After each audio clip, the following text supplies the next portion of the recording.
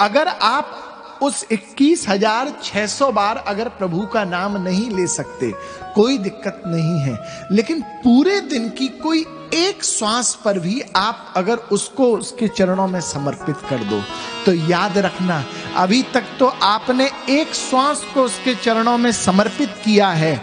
विश्वास मानना कब वो 21,600 पर आ जाएगा मालूम ही नहीं चलेगा, मालूम ही नहीं चलेगा। बस एक तो आप शुरुआत तो करो। श्री वेदव्यास जी महाराज ने भागवत के प्रथम स्कंद का प्रारंभ करते हुए, प्रथम श्लोक का प्रारंभ करते हुए,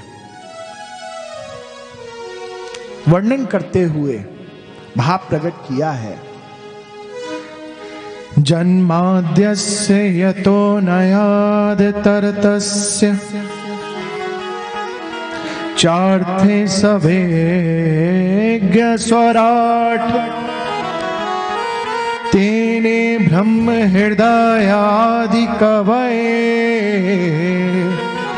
मोहयन्ति यत् सूरया तेजो वारी मृदाम यथा विनिमयो यत्र सर्गो मृषा धाम्ना स्वेन सदा निरस्तकुहकम् सत्यं परं धीमहि सत्यं परं धीमहि।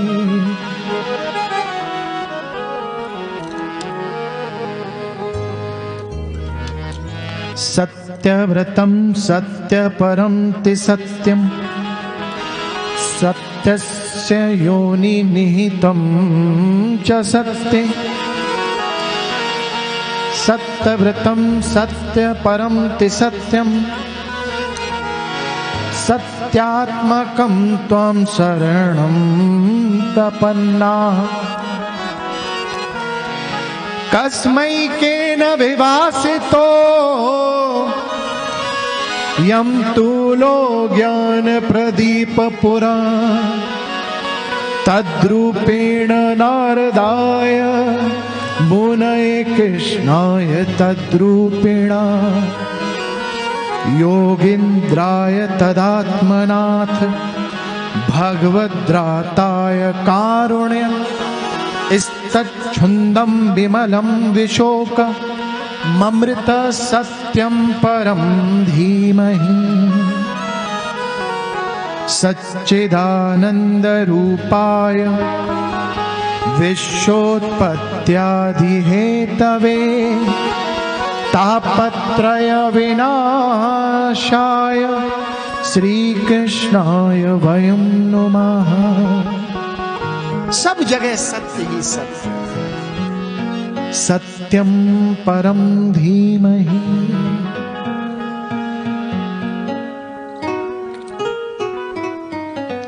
भागवत पर अधिकार किसका है? अततो ब्रह्म जिज्ञासा, ब्रह्म सूत्र का पहला भाष्य, और दूसरा जन्माद्यस्य यतः अथतो भक्ति जिज्ञासा, नारद भक्ति सूत्र।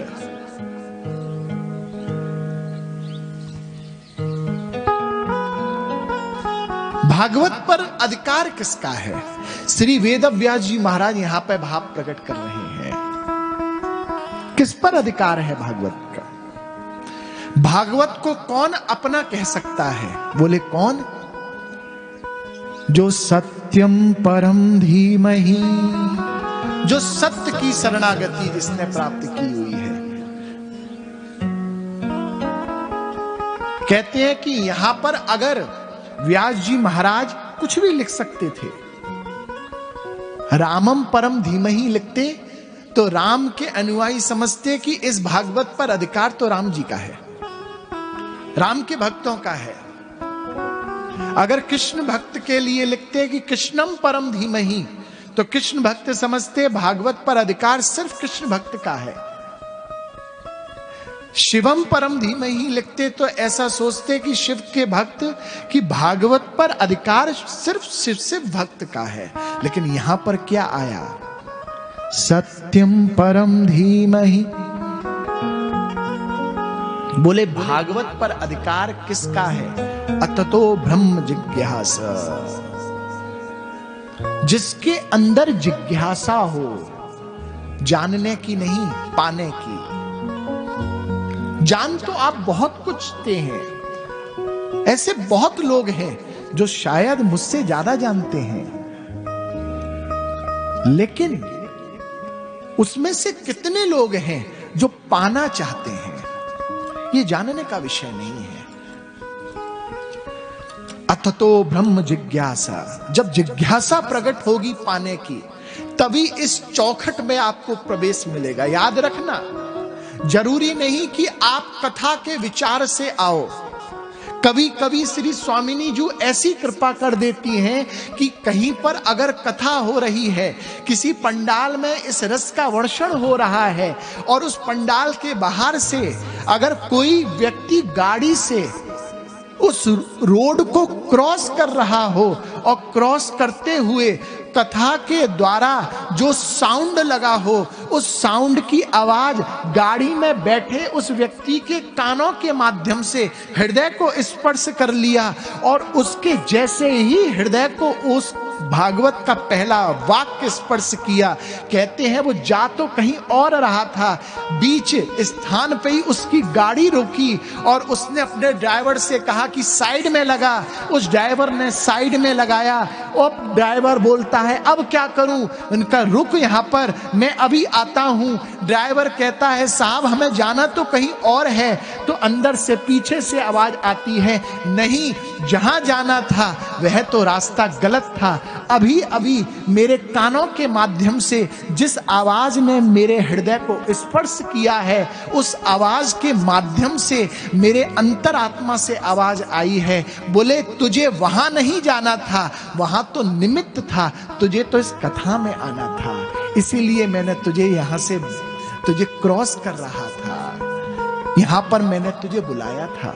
कितने लोग ऐसे हैं जो जाते कहीं और हैं, और जैसे ही दिल्ली से आगरा ताजमहल देखने जाते हैं और बीच में छठी गिराकर रोड पड़ता है, और जैसे ही उस रास्ते को क्रॉस करते हैं तो कहते हैं कि एक अंदर वृंदावन की सीमा से ऐसा तेज, एक ऐसी शक्ति उनको स्पर्श करती है कि जा तो आगरा रहे थे, और ड्राइवर से कहते हैं कि हे ड्राइवर आगरा कैंसिल कर दे, वो ताजमहल कैंसिल कर दे, आज श्री राधा रमण की चौखट पर शीश नवाने चलते हैं। और वो ताजमहल भूल जाता है, जो एक साधारण सा, देखो इसके ऊपर भी कभी कभी चर्चा होनी चाहिए कि एक्चुअल में ताजमहल क्या है। मैं क्या बोलने वाला हूं वो सब आपको मालूम है। इतिहास बहुत परिवर्तन हो गया। एक बात याद रखना, हमारे शास्त्रों के साथ में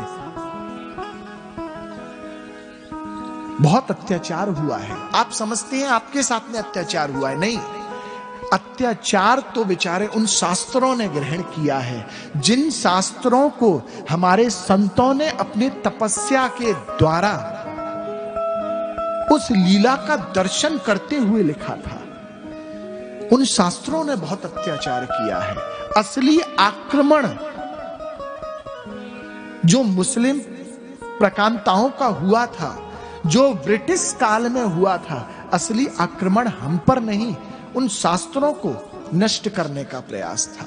और बहुत हद तक उन्होंने हमारे शास्त्रों के संग में खिलवाड़ भी किया। लेकिन ये गुरु कृपा थी कि जब वो संपूर्ण शास्त्र और संपूर्ण संहिता को समाप्त करने का प्रयास कर रहे थे, कहते हैं कि एक ब्रिटिश काल की, ज्यादा पुरानी बात नहीं है, लेकिन जब ब्रिटिश काल का शासन था तो उस समय पर एक वैदिक ज्ञान रखने वाले एक विद्वान के पास में ब्रिटिश के सैनिक पहुंचे रात्रि में कि इसके पास में जो संहिता है, इस संहिता को इसके साथ समाप्त कर देंगे। ये जीवंत प्रमाण है बंधुओं, जीवंत घटना है। और उस व्यक्ति को उस संहिता के साथ में समाप्त करना चाहते थे और उस संहिता को जलाना चाहते थे। ध्यान से सुनना। और जब ब्रिटिश के सैनिक पहुंचे, जब हमारा जो देश था ब्रिटिश के आवेश में था,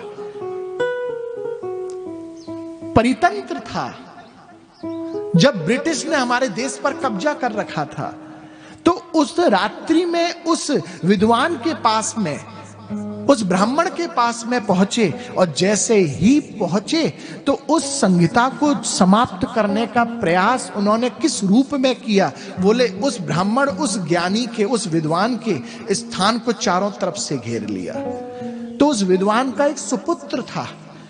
जैसे ही उसको ये ज्ञात हुआ कि हमारी संहिता को कोई समाप्त करने वाला है, तो उस समय पर जो विदुषी हुआ करते थे, जो ज्ञानी हुआ करते थे, वो अपने प्राणों की रक्षा नहीं करते थे, वो अपने सनातन धर्म की रक्षा के लिए हमेशा आगे रहते थे। उन्होंने सोचा मेरा भले ही जीवन समाप्त हो जाए, कोई दिक्कत नहीं है, लेकिन ये शास्त्र जो सनातन धर्म को परचम पर लहराएगा, जो सनातन धर्म को श्रेष्ठता के पथ पर अग्रसित करेगा, ये सनातन धर्म का जो संहिता है ये नहीं समाप्त होना चाहिए।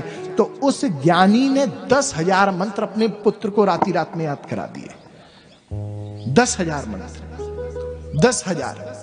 और उस 10,000 मंत्र को याद रात 12 घंटे में, पहले ज्ञानियों की, पहले जितने भी लोग हुआ करते थे, आप उनकी स्मृति देखें कितनी तीव्र हुआ करती थी।